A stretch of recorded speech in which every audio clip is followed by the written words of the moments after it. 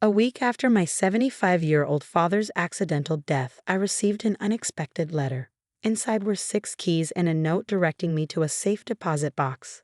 The message simply instructed me to open the door. I used the keys to unlock 6 locations, uncovering a horrifying truth that made me want to block out the world. Fueled by a desire for revenge against a specific person, I embarked on a mission to uncover the full story.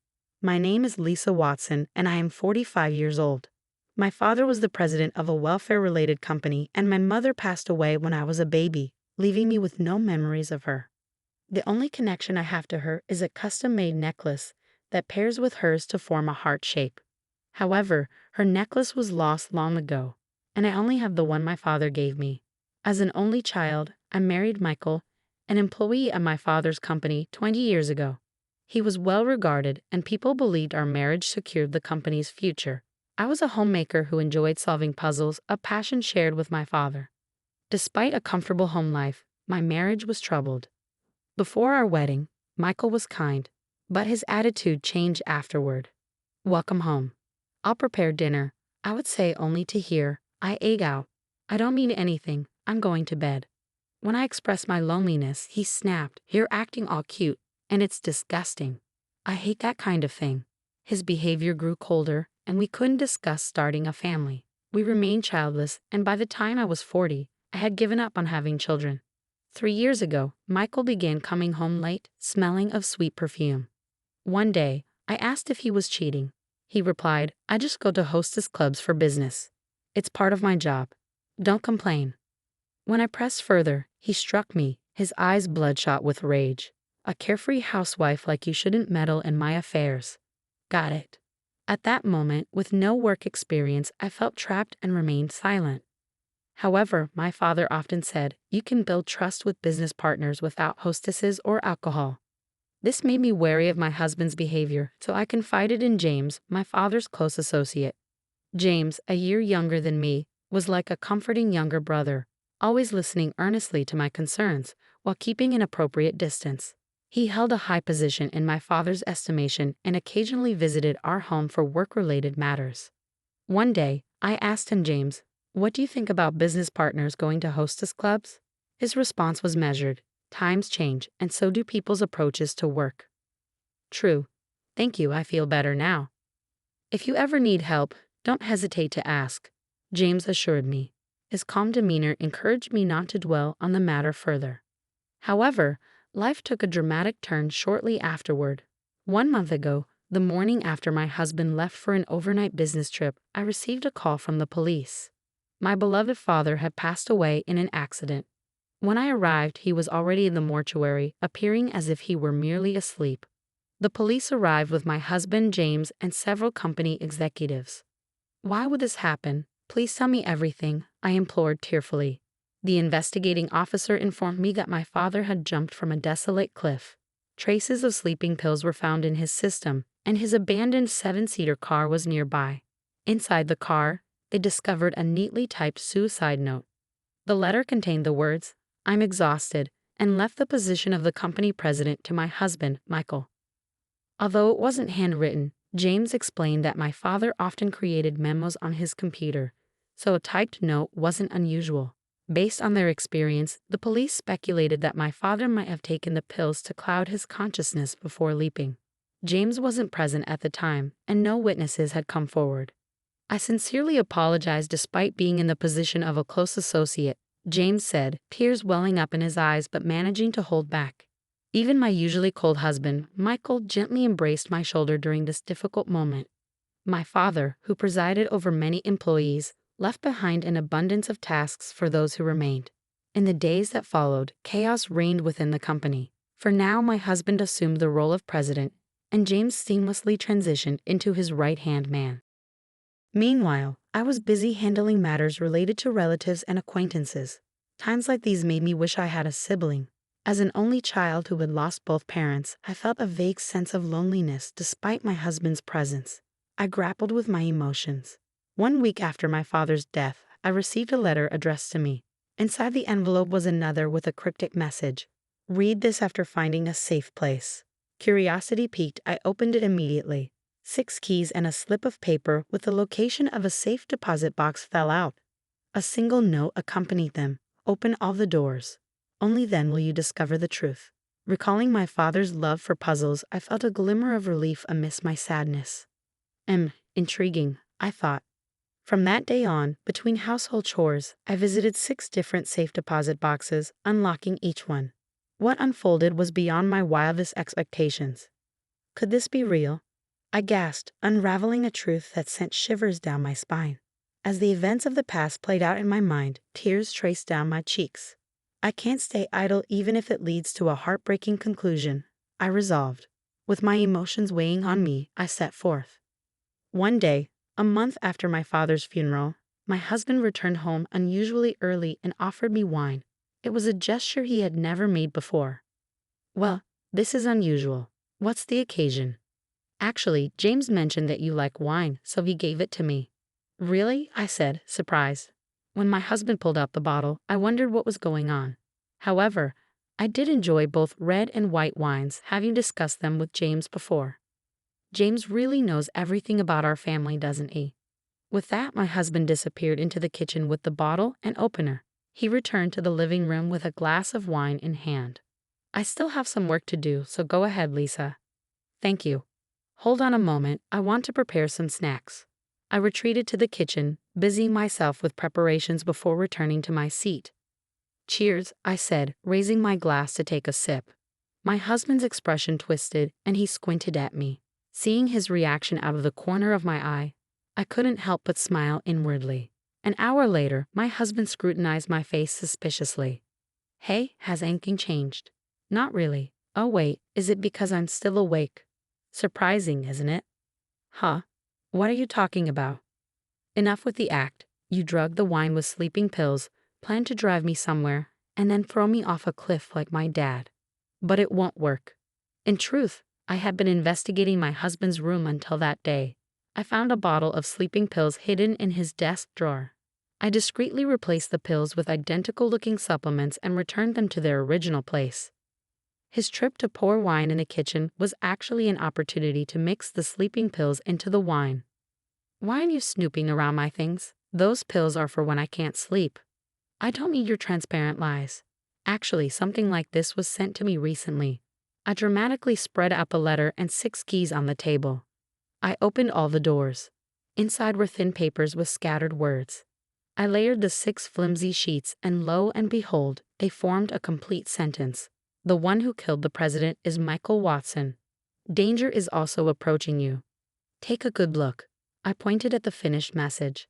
Who the hell sent this? The answer was about to be revealed. James, his close associate, calmly stepped forward. The sender was me. Earlier, when I went to fetch snacks from the kitchen, I secretly messaged James and had him hide near the entrance. I had doubts about the president's suicide, so I discreetly investigated various aspects. You were doing that. The day after we learned of the former president's passing, you brought a woman to the president's office, right? I was nearby at the time, James added, revealing that he had deduced from the conversation between Michael and the woman. At that moment, James revealed that my husband had killed my father to take over the presidency. My husband couldn't help but roll his eyes and avert his gaze. I grabbed Michael's shoulders and shook him. And you were after my life just to get your hands on the entire fortune. The woman seemed to think all those affairs were mere jokes, but I believed it was the truth. James confessed that he had no concrete evidence until he could consult the police. But he wanted to inform me somehow, so he chose to send the letter. My husband remained defiant. Why are you blindly believing what this guy says? Taking a deep breath, I decided to reveal the hidden truth. Actually, I began. I need to share the untold story. Once upon a time, my dad fell in love with my mom, who grew up in a children's foster care facility. However, due to his strict parents, their marriage faced opposition. In the end, they married without consent, and I was born. What does that have to do with anything now? My husband interrupted. Please listen to the whole story, James interjected. My husband, wearing a stern expression, reluctantly took a seat nearby. During my dad's absence on a business trip, his strict parents initiated divorce proceedings without consent, leaving only my mom to be expelled from the house. But I thought she had passed away, Michael said, confused. That was a lie concocted to conceal our family secret, I revealed. Apparently my mother, pressured by my father's parents, tearfully withdrew when they told her, a future president's wife with someone like you would tarnish our family reputation. To make matters worse, I, then just 1.5 years old, was forcibly separated from my reluctant mother, all for a selfish reason, to be the heir presumptive in case my father didn't have any male grandchildren in the future. My father was fed a false story by his parents. Your wife left you after having an affair. But the truth was different. No wonder, my husband muttered. I had no idea about the president's past. Understandably, this was a closely guarded secret known only to a select few relatives. I had only recently learned about it myself. Now, here's the most crucial part. What more is there? Stop dragging it out and just tell me, he said, raising his voice in frustration. Ignoring his impatience, I glanced at James. In fact, at that time, my mom was already pregnant with another child. That child is now sitting right next to you. James, my husband asked, stunned. Wait, so you two are siblings? James nodded silently. My mother, who had been cast aside, suffered from poor health and remained bedridden. Meanwhile, my father, unable to accept the betrayal of the woman he loved, never remarried and tirelessly searched for my mother's whereabouts. 30 years passed. My father visited a rundown apartment and finally found my mom. She was critically ill. They'd reunited briefly before she passed away. At that moment, James and his father each discovered for the first time that James's company president was his own father, while his father learned that he had a son. My mother hoped I'd pursue a socially impactful career, so I chose to work in the welfare sector at this company. James joining the company was purely coincidental, but perhaps our mom orchestrated our connection.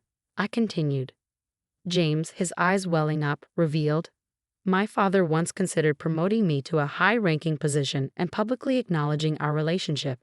However, I declined, wanting to forge my own path. Revealing this would cause a stir, and Mom wouldn't have wanted that. Besides, I wanted to succeed on my own terms.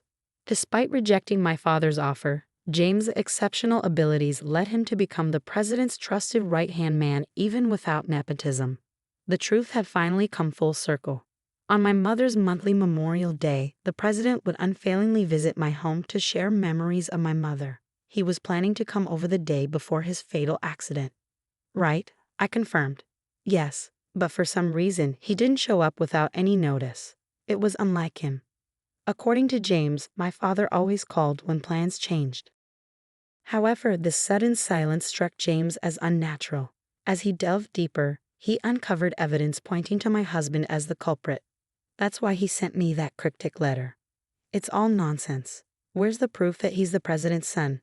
Who would believe such a fabricated story? Michael's anger flared, directed at both of us. Naturally, I didn't blindly accept James the Count. I had seen irrefutable proof of our sibling relationship. Hey, can you show it? I asked. James took out a necklace, which had been lost a long time ago, from his pocket. He had been keeping it carefully since our mother passed away. When combined with the one I have, it forms a heart and is undoubtedly the one that our father and mother had custom-made. Is this just a coincidence? Doesn't this prove James is my brother? Even if it does, people lie. Besides, there's no guarantee, Michael said, still defiant. If you doubt it, we can do a DNA test with our father, I asserted. Since my father had recently passed away, there were plenty of heirlooms suitable for testing. My unwavering confidence seemed to unsettle my husband. Suddenly, he crumpled a thin piece of paper with a coded message. Why did he go to such elaborate lengths? Well, that was to ensure that even if you stumbled upon it, you wouldn't easily recognize it. James had discerned that Michael, despite appearing competent at work, had a tendency to delegate inconvenient tasks to others. So, as a precaution, he assumed that even if Michael found this letter, he would assign it to a trusted subordinate. Interestingly, knowing my penchant for puzzles, James believed I would decipher the message. This trick was something the president devised during his lifetime. He'd proudly say, "How's that? Quite clever, isn't it?" Come to think of it, my dad always jotted down interesting ideas. He once mentioned wanting his daughter to tackle a mystery like this. And so with this backstory, my brother and I learned of my husband's crime. Over time, we meticulously searched for clues in his room. We discovered evidence that he had fabricated a false suicide note on his computer.